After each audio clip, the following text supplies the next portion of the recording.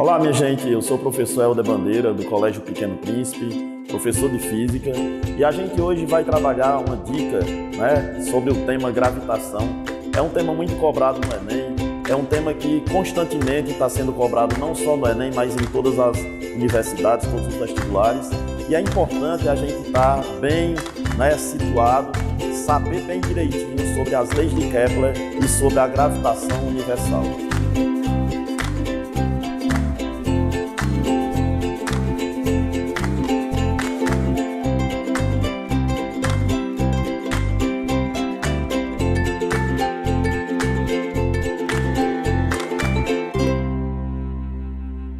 Então veja bem, quando a gente começa a falar sobre as leis de Kepler, a gente vai lembrar da questão bem antiga, desde Cláudio Ptolomeu, que surgiu com o primeiro modelo de universo, o modelo geocêntrico, onde a Terra era o centro do universo, e os planetas, assim como também o Sol, giravam em torno da Terra.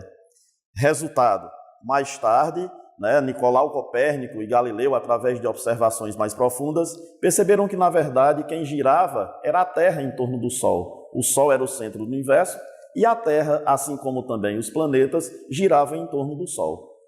Com o passar do tempo, com a evolução da ciência, surge Johannes Kepler. E Johannes Kepler chega à conclusão de que, na verdade, os planetas giram em torno do Sol, não descrevendo órbitas circulares, como afirmava Galileu e também Nicolau Copérnico, mas sim realizando órbitas elípticas em torno do Sol, com o Sol ocupando um dos focos da elipse. Então, vamos estar ligados nas três leis de Kepler, as quais a gente se baseia para reger o movimento de todos os planetas em torno do Sol, como também o movimento de qualquer sistema que orbita em torno de um centro comum. Então, após alguns anos de estudo que Johannes Kepler fez, estudando especificamente a órbita do planeta Marte, ele chegou à conclusão de três leis que regem o movimento dos planetas. A primeira lei, conhecida como Lei das Órbitas, vem nos mostrar exatamente o que foi falado há pouco, que os planetas descrevem órbitas elípticas em torno do Sol, com o Sol ocupando um dos focos da elipse. Ao passo que o planeta vai se movimentando em torno do Sol, o planeta vai se aproximando do Sol e depois se afastando do Sol. O ponto mais próximo do planeta em relação ao Sol nós chamamos de periélio. O ponto mais afastado nós chamamos de afélio. Ao passo que o planeta se desloca do afélio em relação ao periélio, a velocidade do planeta aumenta. E ao passo que o planeta se move do periélio para o afélio, a velocidade diminui. Portanto, a velocidade de um planeta em torno do Sol, ela não é constante. Embora as órbitas elípticas elas sejam muito próximas de órbitas circulares, porque, na verdade, o círculo é um caso especial de elipse, os planetas estão em momentos mais próximos e em momentos mais afastados do Sol. Ponto mais próximo do Sol, periélio, ponto mais afastado do Sol, afélio. Então, pessoal, a segunda lei de Kepler, ela traz a lei das áreas, Você quando observa o slide que está aí apresentado e você percebe o planeta girando em torno do Sol, você percebe que tem uma linha ligando o centro do planeta ao centro do Sol. Essa linha nós chamamos de raio vetor. E aí o que é que se percebe? Esse raio vetor, ele varre áreas no espaço da elipse que o planeta forma, e aí Kepler, através de duras observações teóricas, chegou à conclusão de que esse raio vetor, ele descreve áreas iguais em tempos iguais. Ou seja, a área varrida pelo raio vetor, ela é proporcional ao tempo no qual o planeta descreve aquela determinada área. Então, suponha, se o planeta gasta 3 meses para realizar um movimento de um ponto a outro, esse raio vetor descreve uma área. Se mais na frente o planeta gasta mais 3 meses para percorrer uma outra distância sobre a sua trajetória, o raio vetor descreve outra área, que é idêntica à área anterior que o planeta havia descrito. Ou seja, o raio vetor ele varre áreas iguais em intervalos de tempos iguais.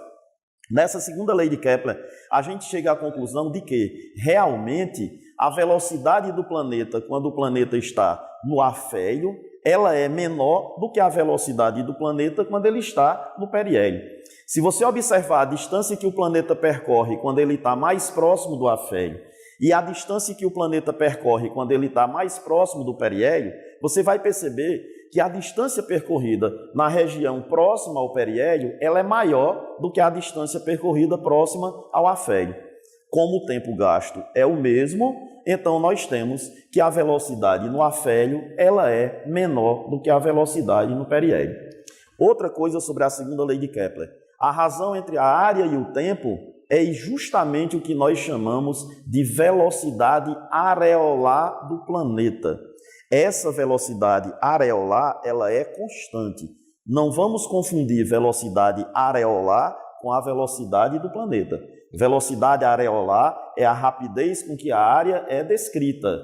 Velocidade do planeta é a velocidade tangencial que o planeta tem ao descrever a sua trajetória, certo? Então, segunda lei de Kepler nos permite chegar à conclusão de que a velocidade no afélio é menor do que no periélio e a velocidade areolar do planeta ela é constante. Na terceira lei de Kepler, nós temos a lei dos períodos, né? A lei dos períodos, pessoal, é justamente o seguinte: ao passo que o planeta vai orbitando em torno do Sol, descrevendo a sua órbita elíptica, quando ele se encontra no afélio e quando ele se encontra no periélio, há uma distância, na verdade a gente chamaria assim, o diâmetro maior da elipse. Essa distância, que é o diâmetro maior da elipse, dividida pela metade, a gente considera como sendo o raio médio da órbita do planeta. Kepler percebeu que o quadrado do período, ou seja, o quadrado do tempo que o planeta gasta para dar uma volta em torno do Sol, dividida pelo cubo do raio médio dessa órbita, é uma constante. Ou seja, se você pegar todos os planetas do Sistema Solar, por exemplo, e você dividir o período de cada um ao quadrado pelo cubo do raio médio da órbita, você vai encontrar uma constante. Essa constante está provada lá na lei da gravitação de Newton. Lá você consegue provar exatamente o quadrado do período sobre o cubo do raio médio da órbita. Então, terceira lei de Kepler vem mostrar para a gente que o quadrado do período sobre o cubo do raio médio da órbita do planeta, ela é constante. Então aí, pessoal, falamos sobre as três leis de Kepler, as três leis que regem o movimento dos planetas em torno do Sol, assim como também o movimento dos satélites em torno da Terra, o movimento dos satélites em torno de Saturno, o movimento da Lua em torno da Terra. Todo sistema que orbita, descrevendo a sua órbita em torno de um centro comum, certo? Pode ser estudada à base das três leis de Kepler. Uma outra observação: a Lua, quando ela descreve o seu movimento orbital em torno da Terra, ela também descreve uma órbita elíptica. Existem momentos que a Lua está mais próxima da Terra e existem momentos que a Lua está mais afastada da Terra. O ponto mais próximo da Lua em relação à Terra nós chamamos perigeu, né? E o ponto mais afastado da Lua em relação à Terra nós chamamos apogeu. Continuando o nosso estudo sobre gravitação, também existe um tema que é muito importante no Enem, que é muito cobrado no Enem, que é a lei da atração gravitacional de Newton, né? Os planetas, quando eles descrevem suas órbitas em torno do Sol, eles se atraem mutuamente e também se atraem com o Sol. Newton, na sua esplêndida inteligência, né, mostrou que essa força de atração gravitacional entre os planetas, entre o Sol e um planeta, ela é diretamente proporcional ao produto das massas e inversamente proporcional ao quadrado da distância que separa esses planetas. Veja bem, qual é a importância dessa lei da atração gravitacional de Newton? A lei da atração gravitacional de Newton, ela nos permite concluir a força-peso, que é uma força de atração gravitacional. Se você for calcular o peso de um objeto, você nada mais está fazendo do que calculando a força de atração gravitacional entre o seu corpo e o planeta Terra. Ao passo que você multiplica a constante da gravitação universal pela sua massa, pela massa do planeta, e divide pela distância ao quadrado, você está calculando o seu peso. Resumimos o nosso peso em produto de massa pela gravidade, onde a gravidade é uma outra relação que a gente consegue também deduzir a partir dessa lei da atração gravitacional de Newton. A força da atração gravitacional de Newton, ela é exatamente igual à força-peso. Ao passo que nós deduzimos a força-peso igual à força de atração gravitacional, ok? A gente, quando faz a relação mg igual a gmzão, mzinho sobre d ao quadrado, nós encontramos justamente o cálculo da gravidade na superfície de um planeta. Para a gente determinar a gravidade na superfície de um planeta, nós temos o produto da constante da atração gravitacional pela massa do planeta dividida pelo raio do planeta ao quadrado. Essa força da atração gravitacional de Newton, ela também faz o papel de força centrípeta. Pessoal, todo corpo, quando ele orbita, realizando esse movimento em trajetória circular, em trajetória curvilínea, a força que age apontando para o centro dessa trajetória é a força centrípeta, é a resultante centrípeta. E é justamente essa resultante centrípeta que age como, na verdade, o papel da força gravitacional é de ação centrípeta, é justamente essa força centrípeta que nos permite calcular velocidade da órbita de um planeta, que nos permite calcular o período de translação de um planeta em torno do Sol. Então, a importância da lei da gravitação de Newton é muito grande no estudo da gravitação universal. Ok? Então, pessoal, vejamos o seguinte. Como essa força gravitacional ela exerce o papel de força centrípeta, então vamos perceber o seguinte. Um satélite, quando ele está orbitando em torno de um planeta, a força de atração gravitacional entre o satélite e o planeta faz o papel de força centrípeta. Quando você faz a igualdade força gravitacional igual a força centrípeta, coloca-se a forma da força gravitacional, coloca-se a forma da força centrípeta, nós chegamos a uma maneira de se determinar a velocidade da órbita do satélite. O satélite, quando ele está descrevendo sua órbita em torno de um planeta, ele tem uma velocidade de órbita que é calculada pela raiz quadrada de gm sobre o raio daquele planeta. Daquela órbita, na verdade, né? Da órbita que o satélite descreve em torno do planeta. Então, pessoal, só um ponto mais de atenção para a gente finalizar essas dicas aqui sobre a gravitação.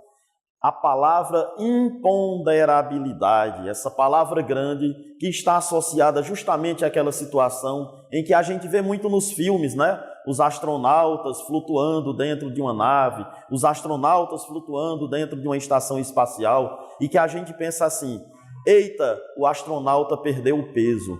Na verdade, pessoal, aonde uma estação espacial se encontra, existe gravidade, existe uma gravidade considerável. O problema é que a estação espacial ela está orbitando em torno do nosso planeta. Se ela não tivesse, se naquele ponto onde ela se encontra não tivesse gravidade, ela ia embora, escapava. Mas a gravidade faz com que o corpo ele consiga ficar orbitando em torno da Terra. Então, por que o corpo flutuar? Por que o astronauta flutuar dentro da nave, dentro da estação espacial? Porque nesse momento, a força de atração gravitacional está exercendo o papel de força centrípeta.